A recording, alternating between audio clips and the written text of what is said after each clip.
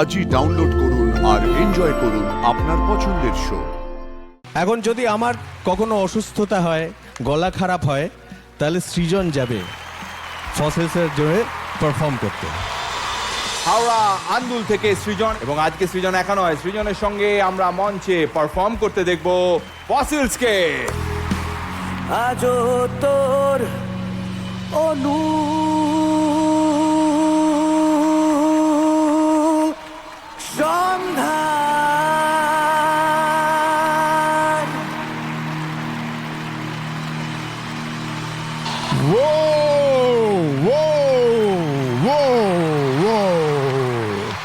Awesome.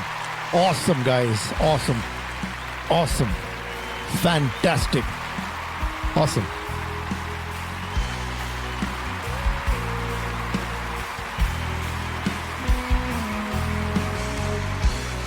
আমাদের সবাইকে আমাদের তরফ থেকে ওয়েলকাম জানালাম এই মঞ্চে, এবং তুইও একটু ওয়েলকাম জানালি তোর গানের মাধ্যমে।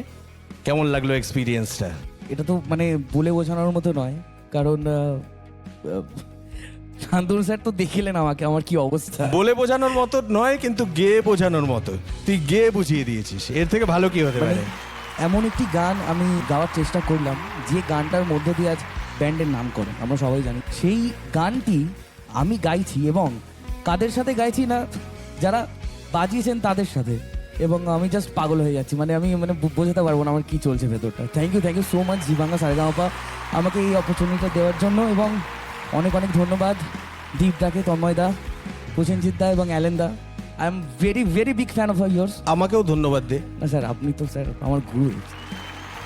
Thank you so much. যারা বাজিয়েছেন তাদের সঙ্গে তুই গাইলি তা নয়, যারা ফসিলস তাদের সঙ্গে তুই গেয়ে আজকে তুইও ফসিল হয়ে গেলি।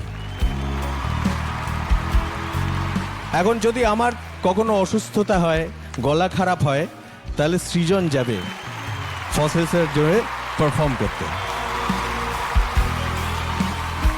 আমি ফর্মালি পরিচয় করিয়ে দিই, ও হচ্ছে পম, আমাদের বেসিস্ট। পমের সঙ্গে কাজকর্ম আমার ফসিলসের আগে থেকেই চলছে, এখন ফসিলসের অবতারে পম। আমাদের প্রোডাকশন, যেটা মিউজিক্যাল প্রোডাকশন বলে, সেটার নেতৃত্ব দেন ওইখানে দাঁড়িয়ে আছেন অ্যালেন, এ পাশে দাঁড়িয়ে আছেন দীপ, যিনি ফসিলসের আগে থেকেই আমরা একসঙ্গে গান বাজনা করছি। একদম শেষে যে দাঁড়িয়ে আছে তার নাম তন্ময়। আমি ওকে বলি, কখনো বলি ড্রামার কিং, কখনো বলি ড্রামস দানব। রূপঙ্কর দা বলো। আমাদের সময়কালীন যারা গান বাজনা করতেন বা করেন এখনো, তাদের মধ্যে তারুণ্যের প্রতীক হয়ে যদি কেউ এখনো টিকে থাকেন, সে কেবলই একমাত্র রূপম ইসলাম এবং ফসিলস অবশ্যই।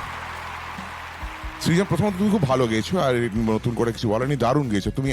আমি তো মাঝে মধ্যে ভাবছিলাম যে আমি রূপমকেই শুনছি।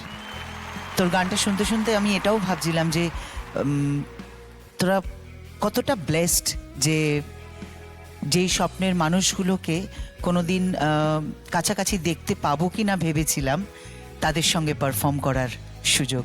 এবং এই স্বপ্ন পূরণ আমার মনে হয় জি বাংলা সারেগামাপা অনেকেরই করেছে, আজকে তোরও হলো। এবং তুই যেরমভাবে গানটা গাইলি এরমভাবেই গেয়ে যা, বুঝলি তো?